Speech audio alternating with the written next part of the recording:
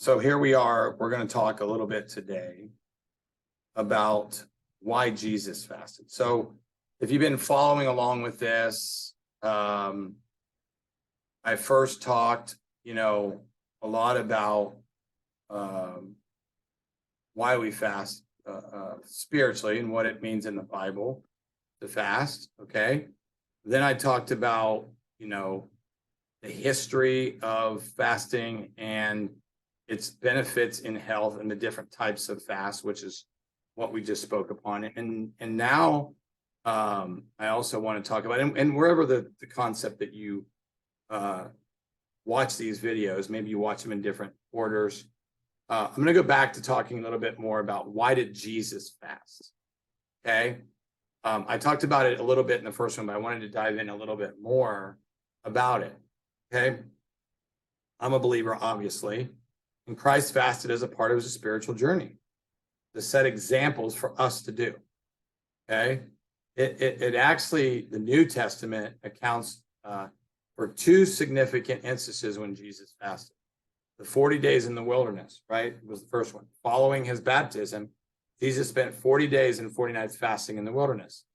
And it's described in the Gospels of Matthew, Mark, and Luke. Okay. During this time,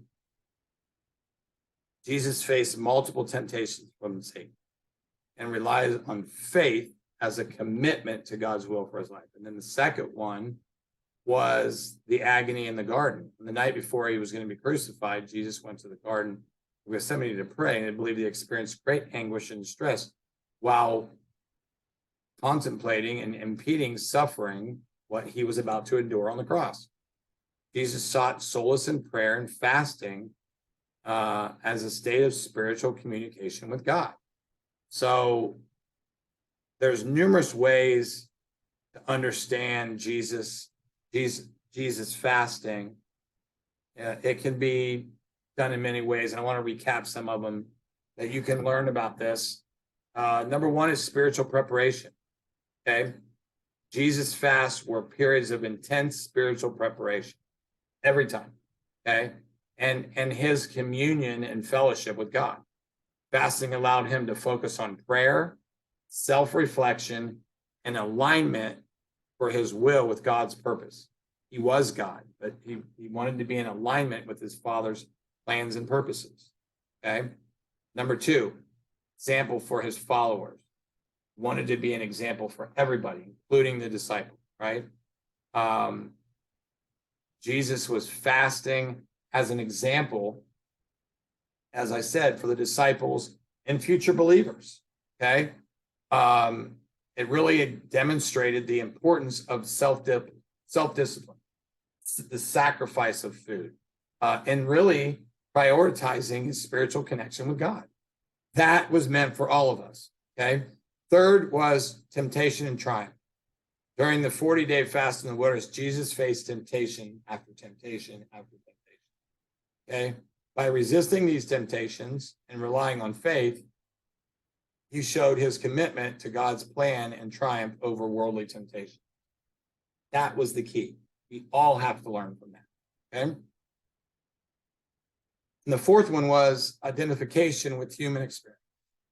Through his fasting, Jesus identified with the human experience of physical hunger, vulnerability, and struggle, which is the reason why many people don't fast.